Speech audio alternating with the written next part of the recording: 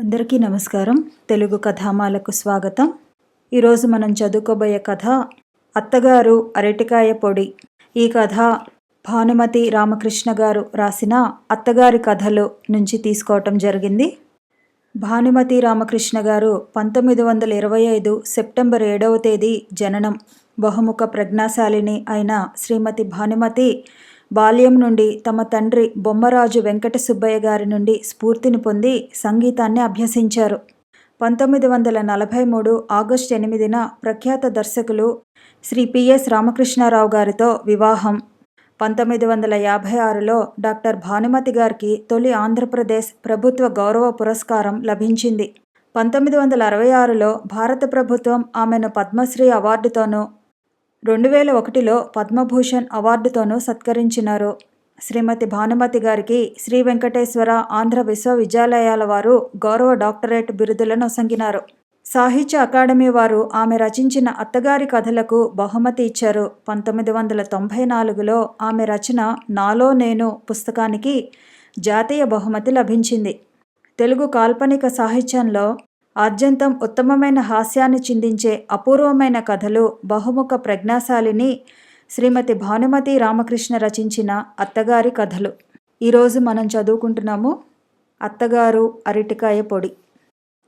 రేపు నిజశ్రావణంలో వచ్చే వరలక్ష్మి వ్రతం నాటికి గెలతో పాటు పిలకల్ని కూడా వేయాలి అరటి చిట్టమ్మ అంటూ మా అత్తగారు పెరటి వైపు తులసి తోట వెనకాల ఉన్న ఖాళీ స్థలంలో మంచి అరటికాయలు కాచే అరటి మొక్క ఒకటి నాటారు. మడిలో ఉన్నారు కనుక మడినీళ్ళే ఓ బిందెడు ఆ అరటి చెట్టుకు పోశారు ఆయుర్దాయం పోసినట్లు. ఆ పక్కనే పందికొక్కు తవ్వి పడేసిన కరేపాకు మొక్కను 16సారి పాతి తిరిగి ఆ మొక్కకు మడినీళ్లతో ప్రాణప్రదానం చేశారు. అసలు మా అత్తగారి చేతి మీదుగా ఏదైనా చెట్టు చేమ నాటితే పూత పిందె సమృద్ధిగా చిరంజీవిగా వర్ధిల్లుతుందని మా అత్తగారి యొక్క అవ్వగారు అంటుండేదని మా అత్తగారు అంటుంటారు అప్పుడప్పుడు. కానీ మా పెరట్లో చాలా కాలంగా ఉన్న కాయని 4 అరటి చెట్లు మా అత్తగారు నాటినవే. బహుశా వాటికి ఈ సాంప్రదాయం తెలిసి ఉండదు. ఆ చెట్టు కాయలు కాయని కారణం ఏమిటని మా అత్తగారిని అడిగితే ఆమె ఒక చిరునవ్వు నవ్వి, అవి కాయలు కాచే జాతి అరటి కాదర్రా, వట్టి ఆకుల కోసమే వేశాను అని సెలవిచ్చారు. కాబోలును అనుకున్నాను. కానీ మా పెరట్లో ఉన్న కాయలు కాయని అరటి చెట్ల యొక్క పిలకల్ని 4 వీధుల అవతల ఉన్న తెలిసిన వాళ్ళు తీసుకెళ్లారు. వాళ్ళు పెరట్లో నాటి పెంచుకోవడానికి. కొన్ని మాసాల తర్వాత ఒకరోజు వాళ్ళ ఇంటి నుండి కొన్ని నవనవలాడే మంచి అరటికాయలు పంపించారు పని మనిషి చేత. ఎక్కడవని విచారిస్తే మీ ఇంటి నుంచి తీసుకెళ్లిన అరటి చెట్ల కాయలేనమ్మా అన్నదా పని మనిషి. నేను తెల్లబోయాను. పని మనిషి చెప్పింది వంటింట్లో నుండి విన్న మా అత్తగారు కాసేపు అక్కడే పనిగా ఉండిపోయారు. ఆ పని మనిషి వెళ్ళిపోయిందాకా. తర్వాత చాలాసేపటికి వంటింట్లోంచి బయటకొచ్చారు. పని మనిషి చెప్పింది విన్నారా అన్నాను. ఆహా, విన్నాను. అదే ఆలోచిస్తున్నాను. బహుశా ఆ 4 అరటి చెట్లు మన పెరటిలో కాయలు కాకపోవడానికి కారణం భూదేవి అన్నారు మా అత్తగారు సీరియస్గా ముఖం పెట్టి.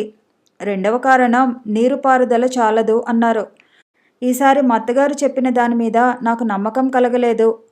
అసలు అరటి చెట్లు కాయలు కాయకపోవడానికి ఒక విధంగా మా అత్తగారే కారణం. తెరిపి లేకుండా తల్లులు పిల్లలతో సహా మా అత్తగారి భోజనానికి ఆకులు అందించడంతోనే సరిపోయిందా అరటి చెట్టు జీవితం? కాయలు కాచే అవకాశం మా అత్తగారు ఇవ్వందే. రెక్కలు తెగిన పక్షుల్లా నిలబడ్డ ఆ అరటి స్తంభాల పాలిటి మరొక రాక్షసుడు కూడా ఉన్నాడు. వాడే వీడు లాంటి మా వంటవాడు. పేరు అప్పులు. పూర్తి పేరు అప్పలాచారి. మా అత్తగారే వాణ్ణి ముద్దుగా అప్పులు అంటారు. మేమంతా వాణ్ణి చారి, చార్లు, చారు వగైరా తోకపెర్లతో పిలుస్తుంటాం. అప్పులు వట్టి ఆచారి మాత్రమే కాదు, బ్రహ్మచారి కూడా. తనను పెళ్లాడాల్సిన మేనమామ కూతురు పెళ్లాడనని ఖచ్చితంగా చెప్పేసిందిట. చెప్పటమే కాదు, అసలు నీలాంటి ఆడంగివాడికి పెళ్లి అనవసరం. ఏ పిల్లనో పెళ్లాడి దాని జీవితం నాశనం చేయక ఎక్కడో ఓ చోట వంట చేసుకుని బ్రతుకు అని మా వాడికి సలహా కూడా ఇచ్చిందిట. మరి పెళ్లి లేకుండా జీవితాంతం బ్రహ్మచారిగా ఉంటావుట్రా, ఎవరో ఒక పిల్లని చూసి పెళ్లాడాలి కానీ అంటూ మా అత్తగారు అంటే, నాకెవరు పిల్లనిస్తారమ్మా, నన్నెవరూ తెలిసిన వాళ్ళ ఇళ్లలోని పిల్లలు చేసుకోరు అని కండ్లు తుడుచుకునేవాడు మా అప్పులు ఆడదానిలా. చీ పిచ్చి కుంక, నీకేంరా నిక్షేపంలా ఉన్నావు, ఉండు నేను విచారిస్తాను, ఏదైనా సంబంధం ఉందేమో అంటూ మా అత్తగారే అప్పులు పెళ్లి బాధ్యత అమాంతంగా నెత్తిన వేసుకున్నారు ఒకరోజు. ఆనాటి నుండి అప్పులు మా అత్తగారి యొక్క భక్తుడు భృత్యుడు కూడా. ఆమె కష్టపడకుండా అన్ని పనుల్లోనూ సహాయపడుతుండేవాడు, ఒక్క వంట పనిలో తప్ప. ఆమె సంతోషిస్తుందని ప్రొద్దుటే పూజామందిరం ముందు కూర్చుని భక్తిగా సుప్రభాతం చదివేవాడు. వంటయ్యాక మా అత్తగారికి ఎదురుగా కూర్చుని సంగీతం పాడేవాడు. ఇంతా చేసి చివరకు భోజనాల దగ్గరకు వచ్చేసరికి అరిటాకుల విషయంలో మా అత్తగారిని మోసగిస్తుండేవాడు. ప్రతిరోజు మా అత్తగారి కంటే ముందే వెళ్ళి ఉండే వాటిల్లో మంచి అరిటాకు కోసుకొచ్చుకొని దొంగతనంగా అటక మీద దాచేసేవాడు. వంట గింట ముగించుకుని తీరిగ్గా అరిటాకు కోసం కత్తి పట్టుకెళ్లేవారు మా అత్తగారు. అంతకు ముందు రోజు ఆమె చూసిన మంచి అరిటాకు కనబడేది కాదు. వెంటనే ఆవిడ పెరట్లోంచి గర్జించేది, ఒరే అప్పులు, దొంగ వెధవ, ఉన్న ఒక్క అరిటాకు కోసుకెళ్ళావుట్రా, ఇప్పుడు నాగతే విట్రా అంటూ. ఆ ఆకు కోసుకుని రాక ఏమి చేయమంటారు, మంచి ఆకులన్నీ మీరుదా కోస్తే నా గతి ఏమి కావాలా అని అప్పులు తనలో తాను సనుక్కుంటూ ఉండటం ఒకసారి వంటింటి వైపు వెళ్ళినా నేను విన్నాను. అప్పులు నన్ను చూసి తెల్లబోయాడు. వెకిలి నవ్వు నవ్వుతూ మాట మార్చాడు. చూస్తిరా అమ్మ, పెద్దమ్మగారు నా మీద నిండా అభాండం వేస్తురు. ఆమె కోసందా అరిటాకు కోసుకొచ్చి అటక మీద ఉంచి ఉంటి. నిజం మా అత్తగారికి తెలిస్తే అప్పులు డేంజర్లో పడతాడు. ఏదో సంబంధం చూసి అప్పులు పెళ్లి చేయిస్తానంటున్న మా అత్తగారు ఔదార్యానికి మధ్య అరిటాకు పేచి వస్తే అప్పులకు పెండ్లి కంటే ముందు అంపకాలు జరుగుతుంది. నేను చూసి చూడనట్లు విని విననట్లు ఊరుకున్నాను. సుమారైన అరిటాకు కోసుకుని మా అత్తగారు వంటింట్లోకి వస్తుండగానే ఎటూ బయటపడ్డ దొంగతనం బయటపడ్డది గదా అని అటక మీద దాచిన అరిటాకును మీకోసం దా కోసి తెస్తినమ్మా అంటూ ఎంతో శ్రద్ధాభక్తులతో మా అత్తగారికి సమర్పించాడు అప్పులు. వెంటనే మా అత్తగారి ముఖం అరిటాకంత అయింది. మంచి అరిటాకు దొరికిందన్న సంతోషంలో అప్పుల మీద కోపాన్ని మర్చిపోయి కృష్ణ అంటూ ఆకు వేసుకుని భోజనానికి కూర్చున్నారు మా అత్తగారు. అలవాటు ప్రకారం మా అత్తగారు వీపు ప్రపంచం వైపు తిప్పి తను గోడవైపు తిరిగి ఆకు వేసుకు భోంచేస్తున్నారు. ఆమెకెదురుగా ఉన్న గోడలో ఎవరైనా ఏ నరసింహావతారమో ఎత్తి ఆమె ఏం భోంచేస్తుందో తిలకిస్తే తప్ప మానవ మాతృలకు ఆమె ఏం వంట చేసుకుందో తెలియనివ్వదు. పోనీ కమ్మని కరివేపాకు తాలింపు ఘుమఘుమలను బట్టి అయినా ఆమె ఆ పూట ఏం వంట చేస్తుందో పసిగట్టవచ్చు కొంతవరకు. ఇతరుల ముక్కుల దాకా వస్తే మైలపడుతుందని మా అత్తగారు తను వేసే తాలింపుని కూడా ఆచారపు హద్దుల్లోనే ఉంచేది. కానీ ఆమె భోంచేసే చోట ఉన్న మడి ఊరగాయల జాడీల్లోంచి వచ్చే రకరకాల వాసనలను మాత్రం ఆమె అరికట్టలేకపోయేది. వంటింటి గడప దాటి ముందు హాల్లో దాకా ఏమిటేమిటో వాసనలు గుబాలించేవి మా అత్తగారి మడి ఊరగాయల జాడీల్లోంచి. ఒకసారి మా అత్తగారు భోజనానికి కూర్చున్నప్పుడే మావారు భోజనానికి కూర్చోవటం తటస్థించింది.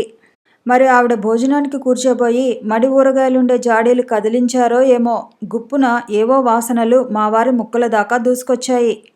అబ్బా, ఏమిటి వాసన? బత్తాయి పళ్ళు ఏమైనా కుళ్ళిపోయాయా? కాదే, ఉండు, ఏదో వాసన. పెరటివైపు అంట్లు తోమే చోటు రోజు పని మనిషి శుభ్రం చేయటం లేదా? ఏం చేస్తున్నావు ఇంట్లో కూర్చుని అంటూ నన్ను కోప్పడ్డారు మావారు. అదేం కాదని నచ్చ చెప్పేసరికి తలప్రాణం తోక్కొచ్చింది. భోంచేస్తుండగానే మా వెనక నుంచి మా ఇద్దరి కంచాల్లోనూ ఏదో నల్లటి పదార్థం టప్పున పడ్డది. ఉలిక్కిపడి వెనక్కి తిరిగి చూచాను. మా అత్తగారు ముసిముసి నవ్వులు నవ్వుతూ చేతిలో గిన్నె పట్టుకుని క్వశ్చన్ మార్క్ లాగా నుంచున్నారు. ఏమిటమ్మా ఇది అన్నారు మా వారు ఊరుకోక. అబ్బో, నీ వంట ఏది ఏదో కనుక్కోవటం నా చేతకాని పని అన్నారు మా వారు. నాకు నవ్వొచ్చి పారబోయింది. పోనీ నువ్వైనా చెప్పవే చూద్దాం అన్నారు నా భుజం తట్టి కుదుపుతో. విషమ సమస్య, ఏం చెప్పేది? కంచంలో వడ్డించిన వెంటనే కమ్మటి వాసన రావటానికి బదులు అప్పుడే 4 వర్షం తుంపర్లు పడి భూమి తడిసిన తర్వాత వచ్చే మట్టి వాసన గుబాలిస్తోందా నల్లటి పదార్థంలోంచి. పోనీ చింతపండా అంటే కాకుండానూ పోలేదు. చింతగింజ ఒకటి నేనున్నానని తొంగి చూస్తోందా నల్ల పదార్థంలోంచి. ఇక చింతపండు పచ్చడేనని తీర్మానిద్దామా అంటే ఏవో తాళ్ళుగా కనిపిస్తున్నాయి ఆ పదార్థంలో. ఏదో ఒకటి చటుక్కున చెప్పేసి అత్తగారు ముందు అవమానం పాలు కాకూడదని నా బాధ. పోనీ నువ్వు కాస్త నోట్లో వేసుకుని రుచి చూసి చెప్పరా అన్నది మా అత్తగారు కొడుకును ఉద్దేశించి. అబ్బే, అదెట్లా? నీ కోడల్ని అడిగావు ముందు, నీ కోడల్నే చెప్పమను. అదేం పదార్థమో తేలిందాకా నేను ముట్టుకోను అని తప్పుకున్నారు దొంగ. ఈలోపుగా మీ భోజనాలే పూర్తయ్యేటట్లున్నాయే అన్నారు మా అత్తగారు. మరీ మంచిది. అసలు ఆ పదార్థం ఏమిటో నీ కోడలు కనుక్కుంటుందో, ఓడిపోయానని ఒప్పుకుంటుందో కనుక్కో అన్నారు మా వారు నన్ను ఏడిపించడానికి. బాబు, నే ఓడిపోయాను, నిజంగానే నాకు తెలియలేదత్తా అన్నాను. అంతవరకు నవ్వు బిగబట్టుకొని వడ్డిస్తున్న అప్పులు నేను ఓడిపోయాను అనేసరికి 32 గొగ్గిరి పళ్ళు బయట పెట్టి నవ్వాడు. అయ్యో, అదేం నిండా కష్టమని అమ్మగారు. నన్ను చెప్పమంటారా ఆ పదార్థం ఏమని అన్నాడు. సింగరాయకొండలో పుట్టి శ్రీరంగంలో పెరిగిన ఆ అప్పులు. చెప్పరా అన్నారు మావారు ఆ నల్ల పదార్థాన్ని మా అత్తగారు చూడకుండా అప్పడం కిందికి తోస్తూ. అప్పులు నిర్లక్ష్యంగా నవ్వుతూ తేలిగ్గా వెంకాయ పెచ్చడి అన్నాడు.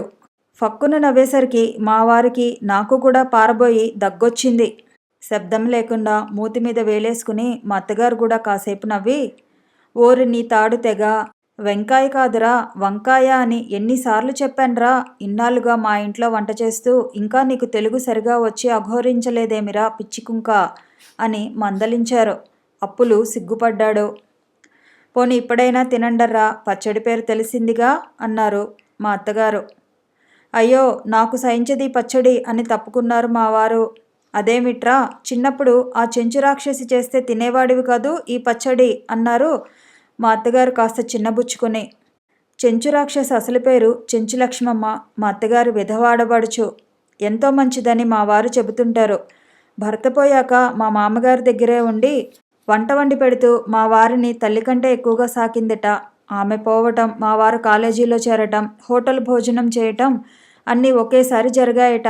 వాళ్ళమ్మ వంట చేసి తను భోంచేసింది వేళ్ల మీద లెక్కించవచ్చంటారు మా వారు. చెంచెత్త మాట రాగానే మా వారి ముఖం గంభీరం అయిపోయింది. నిజమే, చెంచెత్త వంకాయ పచ్చడి చేస్తే ఎంతైనా తినేవాడిని. అరటికాయ పొడి అంటే నాకెంతో ఇష్టమని తరచుగా అరటికాయ పొడి చేసి పెట్టేది అన్నారు మా వారు చిన్నప్పటి రోజులు జ్ఞప్తికి తెచ్చుకుంటూ. ఓరి తిక్కన్నా, అరటికాయ పొడి చేయటం ఏమంత భాగ్యంరా, నీకిష్టమని తెలిస్తే ఈ పాటికి ఎన్నోసార్లు చేసి పెట్టేదాన్ని. రేపో మాపో చేస్తాన్లే అరటికాయ పొడి అన్నారు మా అత్తగారు ప్రేమతో. మా వారు హడలిపోయారు. అబ్బే వద్దమ్మా, ఊరికేనే అన్నాను అని తప్పుకోవడానికి తంటాలు పడ్డారు. మా అత్తగారు విడిచిపెట్టలేదు. నీవు ఊరికే అను, నిజంగా అను, మన అరటి చెట్టు కొత్తగా గెలవేసింది. మొదట ఆ కాయలు కోసి నీకోసం అరటికాయ పొడి చేయబోతాను, సరేనా అన్నారు మా అత్తగారు. ఇప్పుడొద్దులేమ్మా, ఎవరైనా బంధువులు వచ్చినప్పుడు చెద్దుగానిలే అరటికాయ పొడి అన్నారు మా వారు ఏమీ తోచక తికమక పడుతూ. బాగుందిరా నువ్వనేది. అరటికాయ పొడి కోసం బంధువుల్ని రమ్మంటావా ఏమిటి? తెలియక అడుగుతా. అరటికాయ పొడి అంటే నీకు ఇష్టమన్నావు కనుక నీకోసమే ముందొకసారి అరటికాయ పొడి చేస్తాను. చుట్టాలొస్తే మళ్ళీ చేసుకోవచ్చు. అరటికాయ పొడికేం భాగ్యంరా. ఆ సమయంలో మా వారి అవస్థ చూస్తే నాకే జాలి వేసింది. మజ్జిగన్నం కూడా సరిగా తినకుండా చేయి కడుక్కోవడానికి లేచారు. అయినా మీకెందుకు అనవసరంగా శ్రమ, అప్పుల చేత చేయించండి అరటికాయ పొడి అన్నాను మా వారిని ఆపద నుంచి కాపాడ్డానికి. అయ్యో నెత్తిరాత, అప్పులకి అరటికాయ పొడికి 600 మైళ్ళ దూరం అని నీకు మాత్రం తెలీదా ఏమిటే?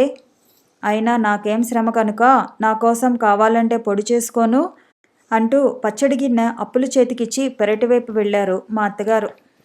చేయి కడుక్కుని మూతి తుడుచుకుంటూ వచ్చిన మా వారు నా చెవిలో, త్వరగా చేయి కడుక్కునిరా, నీతో ఒక మాట చెప్పాలి అంటూ మేడ మీదకెళ్లారు. చేయి కడుక్కుని అంట్ల గిన్నెలు పని మనిషికి వేయమని చెప్పి పాందాను తీసుకుని పైకి వెళ్ళాను. ఏదో ఆలోచిస్తూ వాళ్ళ కుర్చీలో నడుం వాల్చి వాసాలు లెక్క పెడుతున్నారు మా వారు. నన్ను చూడగానే చివాలను లేచి వచ్చి పాందాన్లోని ఒక్కపడి కాస్త తీసి నోట్లో వేసుకుంటూ, చూడు, నిజంగానే రేపు మా అమ్మ అరటికాయ పొడి చేయబోతోందా అన్నారు భయపడుతూ. ఆహా, ఆమె అన్నదంతా చేసి తీరుతుంది. మీరు తిన్నదాకా విడిచిపెట్టదు కూడా అన్నాను వచ్చే నవ్వు ఆపుకుంటూ. బాబోయ్, అయితే నేను రేపు ఇంటికి భోజనానికే రాను. నా స్నేహితుడెవడో గృహప్రవేశం కాబోతున్నాడు. వాడింట్లో భోంచేస్తాను రేపు. ఆ సంగతి మా అమ్మకు చెప్పు. ముందే చెప్పక ఆమె అరటికాయ పొడి చేశాక చెప్పు. నాకు నవ్వొచ్చింది మా వారి చాదస్తానికి. ఏమీ లాభం లేదు, రేపు తప్పించుకుంటే ఎల్లుండి, ఆ తర్వాత అరటి గెల్లో కాయలున్నన్నాళ్ళు మీరు తప్పించుకోలేరు అన్నాను. ఆ గెల్లో ఎన్ని కాయలున్నాయేమిటి నా ప్రాణానికి అన్నారు భయపడుతూ. కనీసం 20-30. చచ్చన్రా దేవుడా అంటూ వాలు కుర్చీలో కూలబడ్డారు. కాసేపు ఉండి, ఐడియా, చూడు, నేను చెప్పినట్లు చేస్తావా అన్నారు లేచి కూర్చుంటూ. ఏం చేయాలి అన్నాను. మరేం లేదు, ఆ అరటిగెల కోసేసి ఎవరికైనా దానం చేసేయ్, నన్ను రక్షించిన దానివవుతావు అన్నారు మా వారు బ్రతిమాలుతూ. బాబోయ్, మీ అమ్మ బ్రతికుండగానే ఆమె చూసిందంట. ఆమె చూడకుండానే ఆ గెల కోసి నా కారు వెనక డిక్కీలో పడేయ్. ప్రొద్దుటే వెళుతూ మన పక్కింటి భాస్కరం గారింట్లో పడేసిపోతాను అన్నారు. పోనీ అదేదో గృహప్రవేశానికి వెళ్ళాలన్నారుగా, రేపు వాళ్ళింటికే పట్టుకెళ్ళండి అన్నాను. అది రేపు కాదులే, వచ్చే శుక్రవారం. మరి భోజనానికి వెళ్ళాలన్నారుగా రేపు, ఏం హోటల్స్ లేవు? అయ్యో, ఏం కర్మండి హోటల్లో భోంచేయడానికి. పోనీ దూరంగా ఉన్న తెలిసిన వాళ్ళింటికి ఎవరింటికైనా పట్టుకెళ్ళి ఇవ్వకూడదు ఆ గెలను? ఏం పక్కింటి వాళ్ళు ఏం పాపం చేశారు అన్నారు మా వారు. పొరపాటున మీ అమ్మకు తెలిస్తే? నిన్నెవరు చెప్పమన్నారు ఆమెకు? అంతగా గొడవ చేస్తే గృహప్రవేశానికే పట్టుకెళ్ళానని చెప్పు. గృహప్రవేశం ఎప్పుడో ఏమిటో ఆమె అడగొచ్చిందా ఏమిటి? ఏం సరేనా అన్నారు నా సమాధానం కోసం. అలాగే అన్నాను. చివరిన మా వారు చెప్పింది నచ్చింది. కానీ చీకటితో లేచి అరటిగెల కోసి కారులో పడేస్తాను. మరి మీ అమ్మ లేచే ముందు కారు తీసుకెళ్ళిపోవాలి, లేకపోతే చిక్కొస్తుంది అన్నాను 9ంటికి నిద్రలేచే మా వారికి వార్నింగ్ ఇస్తూ. ఓఎస్ అలాగే, అలారం పెట్టు 5ంటికి అన్నారు ఆవులిస్తూ. తెల్లారుగట్ల అల్లారం మొతకు అదిరిపడి లేచాను. మా వారు మంచి గుర్రుపెట్టి నిద్రపోతున్నారు. అల్లారం పెట్టమన్న మనిషి. అరటిగెల కోసిందాకా మా వారిని లేపదలుచుకోలేదు. చప్పుడు కాకుండా మేడ దిగి వెళ్ళి పెరట్లో ఓ మూల గుడిసెలో ఉన్న తోటవాడు ఏడుకొండల్ని పిలిచాను నెమ్మదిగా. ఎవరది అంటూ గుడిసెలోంచి దూసుకొచ్చాడు ఏడుకొండలు. నన్ను చూసి కళ్ళు నిలుపుకుంటూ అమ్మగారా అన్నాడు కంగారు పడుతూ. ఊస్ అరవక, చూడు కత్తి తీసుకుని నా వెంటరా అంటూ ముందుకు నడిచాను డిటెక్టివ్ నవల్లోని విలన్లా. ఏడుకొండలు కత్తి తెచ్చాడు. అందంగా ఉన్న అరటిగెలను కోయించేయడానికి నా మనసు ఎంతో బాధపడ్డది. ఆనాడు పితృవాక్య పరిపాలన కోసం పరశురాముడు తల్లిని నరికివేసినట్లు భర్తవాక్య పరిపాలన కోసం నేను ఆ అరటిగెలను కోయించక తప్పలేదు. కోయించిన గెలను కారులో పెట్టించి మళ్ళీ చప్పుడు కాకుండా మేడ మీదకెళ్ళాను. మా వారు బ్రహ్మాండంగా గురకలెడుతున్నారు. ఇంకా నేనే ఒక అల్లారం కాక తప్పలేదు. ఉలిక్కిపడి లేచారు. లేవండి త్వరగా, ఆ అరటిగెల కోసేశాను. ఎందుకు అన్నారు నిద్రమత్తులో. ఎందుకేమిటి, మీరేగా కోయించమన్నారు. త్వరగా లేచి తీసుకెళ్ళి పక్కింటి వాళ్ళకి ఇచ్చిరండి, కారులో పెట్టాను గెల. అబ్బా, నీవే తీసుకువెళ్ళివ్వు, నన్ను డిస్టర్బ్ చేయక నిద్రొస్తుంది అని అటు తిరిగి పడుకున్నారు. చచ్చాన్రా భగవంతుడా, కథ అడ్డం తిరిగింది. చూడండి మిమ్మల్నే, మీ అమ్మ లేచే టైం అయింది. మీరు ఏమాత్రం బద్దకించినా మీ అమ్మ చేయబోయే అరటికాయ పొడి తినాల్సి ఉంటుంది. ఈ రోజు నుండి వరుసగా గెలలో కాయలు అయిపోయిందాకా. బాబోయ్, ఇదిగో లేచాను అంటూ మా వారు తేలుకుట్టినట్టు తుల్లిపడి లేచారు. అప్పటికి గాని మా వారి నిద్రమత్తు వదల్లేదు. పెరటివైపు తలుపు తీసిన చప్పుడైంది. నా గుండెల్లో రైళ్లు పరిగెత్తడం మొదలెట్టాయి. మా అత్తగారు లేచారు. పెరటివైపు వెళ్తూనే అరటిగెల కనిపించకపోతే ఏడుకొండల్ని కేకేసి అడుగుతుంది. వాడు చెప్తాడు, నన్ను పిలుస్తుంది. ఏమండోయ్, త్వరగా కారు తీసుకెళ్ళండి, మీ అమ్మ లేచారు అన్నాను కంగారు పడుతూ. అయ్యయ్యో, ఇదిగో వచ్చేశాను అంటూ ముఖం కడుక్కుని చొక్కా వేసుకుని గబగబా మెట్లు దిగి కిందకెళ్లారు. బెడ్ కాఫీ తీసుకుని అప్పులు ఎదురయ్యాడు. చీచి, వెధవ శకునం పోయిందిరా, ఈ రోజంతా ఖరాబ్ నీ శకునంతో అంటూ 4 అడుగులు వెనక్కి వచ్చి తిరిగి మెట్లు దిగి కారు తీసుకుని గేటు బయటకు పోయారు మా వారు. ఉన్నట్లుండి మా అత్తగారి కేకలు మేడ మీదకి వినిపించాయి. చచ్చాను, ఇక నన్ను పిలుస్తుందేమిటి, పిలిచింది. వస్తున్నానత్తా అంటూ బళ్ళోకెళ్ళినట్టు పెరటివైపు ఉన్న మా అత్తగారి దగ్గరికి వెళ్ళాను. అది కాదే, అరటిగెల అంత తెల్లవారి గట్ల కోయించాల్సిన అవసరం ఏమొచ్చింది? కారులో పెట్టించావట్నే, ఎందుకు? అసలు కారేది? మీ అబ్బాయే తీసుకెళ్లారు. మరి కారులో నీవు అరటిగెల పెట్టిన సంగతి వాడికి తెలుసా? ఆయనే కోయించి కారులో పెట్టమన్నారు. తన స్నేహితుడి ఇంట్లో ఈరోజు గృహప్రవేశమట, తీసుకెళ్లారు వాళ్ళకి ఇవ్వడానికి అన్నారు నీళ్లు నములుతూ. అయ్యో నెత్తిరాత, శ్రావణ శుక్రవారం పూట తొలిసారి వేసిన నిక్షేపం లాంటి అరటిగెలను నీవెట్లా కోసిచ్చావు, వాడెట్లా తీసుకెళ్ళాడు? హవ్వా, అయినా నీవు నన్నెందుకు లేపలేదు? ఏం చెప్పేది, తల వంచుకుని మాట్లాడక ఊరుకున్నాను. అప్పులు చేతులు కట్టుకుని వినయంగా మా అత్తగారి ముందు నిలబడ్డాడు. ఏడుకొండలు అరటి చెట్టు పక్కనే నిలబడ్డాడు తల వంచుకుని దోషిలాగా. ఇంకా చూస్తూ నిలబడ్డావేమిట్రా, గెలకోసిన వెంటనే అరటి చెట్టు కొట్టేయాలని తెలీదు అని గర్జించారు మా అత్తగారు. అరటి చెట్టు మొదలంటూ నరికేసి ఊచలు తీసుకొచ్చి మా అత్తగారు ముందుంచాడు. ఎందుకు ఇవి, అఘోరించనా? తీసుకెళ్లి దెబ్బలో పారాయి. బంగారం లాంటి అరటిగెల ఊళ్ళో వాళ్ళకిచ్చి ఈ బోడి ఊచలు తింటానికా ఇన్నాళ్ళు పెంచింది అరటి చెట్టును? చీచి, మనుషులకు బుద్ధి జ్ఞానం అంటూ ఉండాలి. అసలన్నీ వాడికి ఆ తండ్రి బుద్ధులే వచ్చాయి. ఆయన అంతే, వారం వర్జ్యం చూడకుండా ఏదంటే అది ఇంట్లో నుంచి తీసుకెళ్ళి ఊళ్ళో వాళ్ళకి ఇస్తుండేవారు. అయినా మాట్లాడో పోట్లాడో ఇది మంచి ఇది చెడు అని చెప్పాలి గాని మరి మొగుడు ఏది చెప్తే దానికంతా తాళం వేస్తుంటే ఎలా? ఇదిగో ఇట్లాగే ఉంటుంది అంటూ నాకు 2 చొరకలు తగిలించారు మా అత్తగారు. తల ఒగ్గాను వాళ్ళ అబ్బాయి కోసం. ఆ పూట వంట ఆలస్యంగానే ఆరంభించారు మా అత్తగారు. కొడుకు వస్తే 4 చివాట్లేసి అడగాలని చాలాసేపు ఎదురుచూసిందామె. మా వారు రాలేదు, కారు రాలేదు.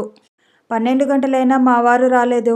బహుశా వాళ్ళమ్మకు భయపడి ఏ స్నేహితుడింటికో వెళ్ళి ఉంటారనుకున్నాను. గేటు బయటే కారు ఆపి చప్పుడు కాకుండా మేడ మీదకెళ్ళి ఒక నిద్రపోయి లేచి తాపీగా స్నానం గీనం ముగించుకొని బట్టలు మార్చుకుని కాఫీ కూడా అడగకుండా వాళ్ళమ్మ కంటపడకుండా ఉంటే చాలని అడుగులో అడుగేసుకుంటూ మెట్లు దిగి వస్తున్నారు మా వారు. నేను ఎదురయ్యాను. అలాగే రా, వెనక్కు వెళ్ళకు, మంచి శకునం. చూడు మా అమ్మ ఇప్పుడెక్కడుంది, కేకలేసిందా అన్నారు రహస్యంగా. అదంతా ఎందుకు అడుగుతారులేండి, ఇంతవరకు మీకోసం కాచుకున్నది మీరు వస్తే 4 చివాట్లేసి అడగాలని. ఇప్పుడే వంట చేసుకోవడానికి వెళ్ళింది లోపలికి. బాబోయ్, అయితే నన్ను త్వరగా వెళ్ళని. అయితే ఇంతకీ మీ భోజనమో? హోటల్లో.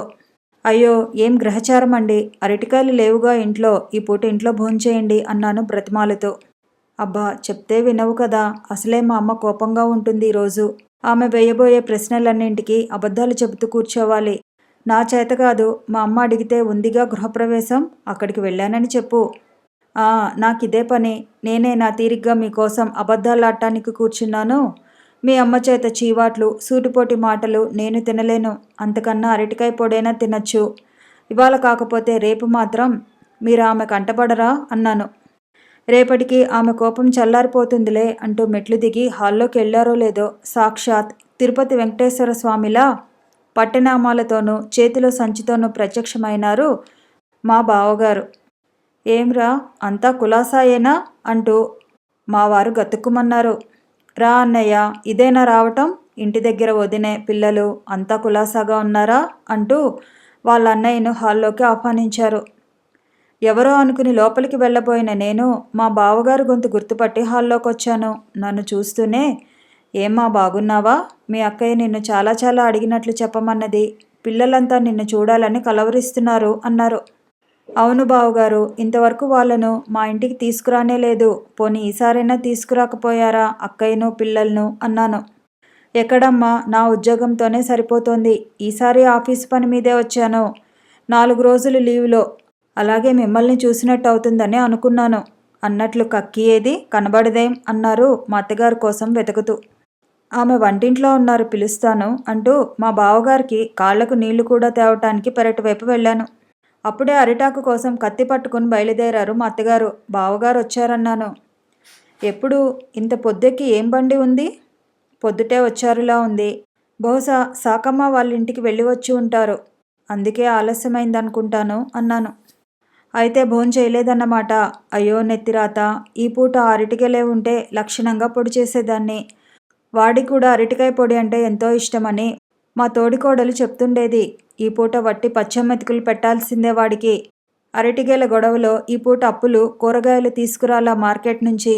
వట్టి సాంబారు చేసి అప్పడాలు వేయించాడు. నేను వట్టి పచ్చడి మెతుకులు చేసుకున్నాను. ఇప్పటికే 12 దాటింది. ఇప్పుడిక కూరగాయలను మార్కెట్ నుంచి తెప్పించి వంట చేసి ఎప్పుడు వాడికి అన్నం పెట్టడం? అన్నట్లు నీ మొగుడు గృహప్రవేశానికి వెళ్ళాడన్నావు కదూ, పొద్దున్నే కారు తీసుకెళ్లిన వాడింకా రాలేదేం?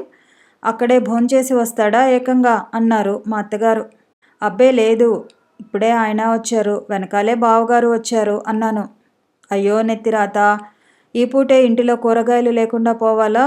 సరే, నీవు వెళ్ళి సింహుడికి కాళ్లకు నీళ్ళిచ్చిరా, నేనేదో తంటాలు పడతాను అంటూ పెరటివైపు వెళ్ళారు మా అత్తగారు. బ్రతికాం అనుకుని మా బావగారి కాళ్లకు నీళ్లు తీసుకెళ్లాను. కక్కి భోంచేస్తోందా అన్నారు మా బావగారు. లేదండి, మీరు భోంచేశాకే చేస్తుందట అన్నాను. అట్లాగా, అయితే లేవరా పాపం, కక్కి మన కోసం కాచుకున్నట్లుంది అన్నారు మా బావగారు లేవబోతూ. నా గుండె గతుక్కుమంది. మా అత్తగారి ఉత్తర్వు లేకనే వీళ్ళు భోజనానికి వెళ్ళడానికే లేదు. ఆవిడ ఏదో తంటాలు పడతానంది మరి. ఇంకాసేపు పడనిస్తే మంచిదనుకుని, లేదు బావగారు, ఆమె పిలుస్తానన్నారు అన్నాను. అయితే సరే, నాకేం తొందరలేదు. పొద్దుటే తిన్న టిఫిను ఇంకా అరగలేదు, కక్కీ కోసం చెప్పాను అన్నారు. అవును, అమ్మను భోంచేయమని చెప్పు, అప్పులున్నాడుగా వడ్డనకు, ఇంకా ఆమెందుకు అన్నారు మా వారు, కొంపదీసి వాళ్ళమ్మ ఏ పదార్థమైనా వడ్డించడానికి వస్తుందేమోనన్న భయంతో. ఆమె స్వయంగా మీకు వడ్డిస్తారట అన్నాను మా వారిని ఏడిపించడానికి. అదేమిటి, భోంచేసిందాక అమ్మ మడిలో ఉంటుందిగా అన్నారు మా వారు ఇంకా సందేహ నివృత్తి కాక. ఉంటారు, అప్పులు వడ్డిస్తుంటే పర్యవేక్షణ చేస్తారు. ఆమె ఏదైనా పచ్చడి పులుసు చేస్తే మీ కంచాల్లో ఎత్తిపడేస్తారు అన్నాను. మా బావగారు పక్కన నవ్వారు. మా వారు నన్ను నమిలి మింగేట్లు చూసి మరుక్షణం తను నవ్వేశారు. ఆ మాట ఈ మాట మాట్లాడుతుండగానే 1 గంట అయింది. లోపల నుంచి మా అత్తగారు పిలిపొచ్చింది నా కోసం. వెళ్ళాను వంటింట్లోకి.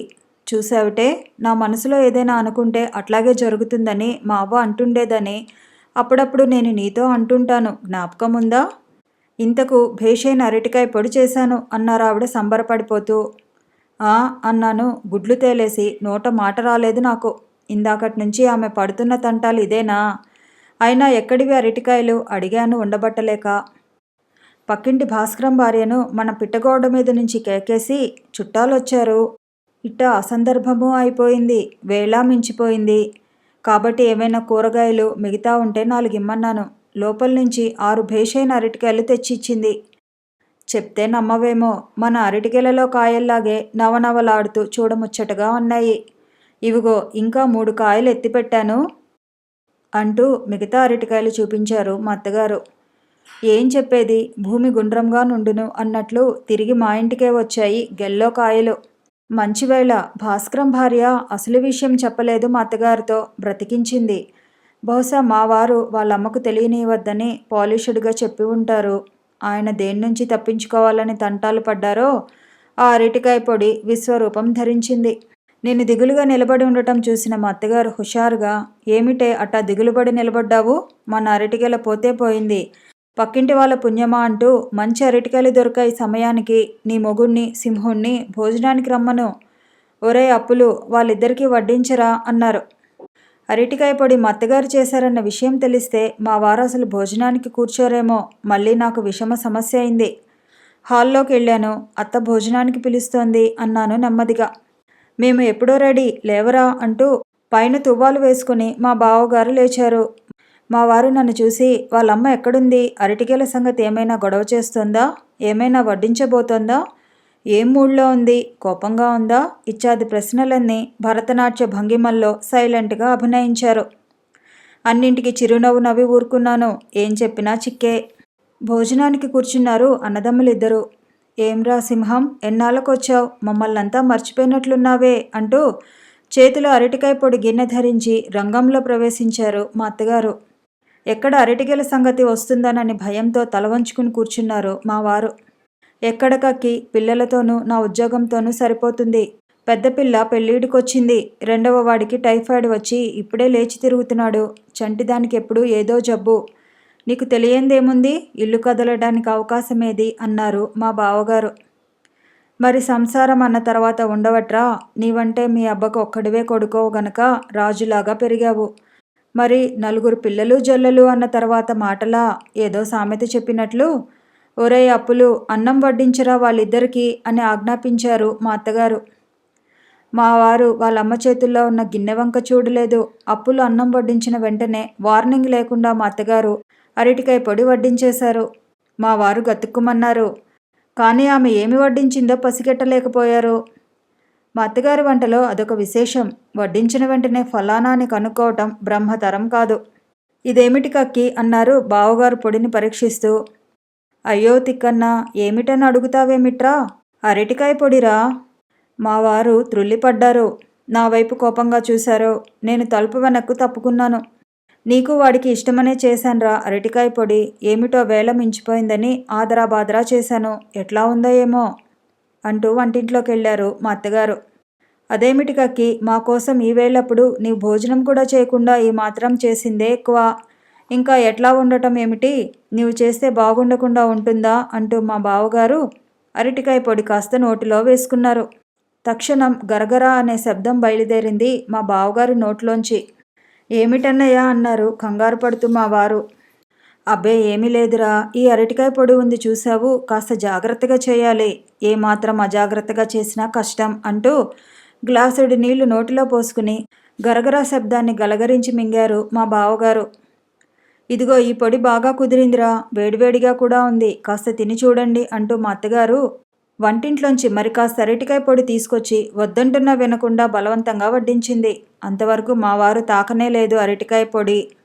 ఎంతో ఆప్యాయంగా మా అత్తగారు రెండవసారి వడ్డించిన అరటికాయ పొడిని విధిలేక భయపడుతూ కాస్త నోటిలో వేసుకున్నారు మా బావగారు. అన్నగారు ఏమైనా అనుకుంటారనో ఏమో, మావారు ధైర్యం చేసి కాస్త పొడి నోట్లో వేసుకున్నారు. ఈసారి కరకర కరకర శబ్దాలు బయలుదేరాయి. ఒక్క క్షణం నోరు మూసుకుని అన్నదమ్ములిద్దరూ ఒకరి ముఖాలొకరు చూసుకున్నారు. ఆ శబ్దాలు ఎక్కడి నుంచి వస్తున్నాయా అని. వాళ్ళిద్దరి నోట్లో నుంచే వస్తున్నాయని గ్రహించిన వెంటనే గబుక్కున చెరో గ్లాసుడి నీళ్లు నోట్లో పోసుకుని ఆ కరకర శబ్దాన్ని మింగేశారు. మా అత్తగారు మూతి మీద వేలేసుకుని వాళ్ళిద్దరిని ఆశ్చర్యంగా చూస్తూ, ఇదేమిట్రా, అరటికాయ పొడి తినటానికి ఇంత అవస్థ పడుతున్నారు అన్నది.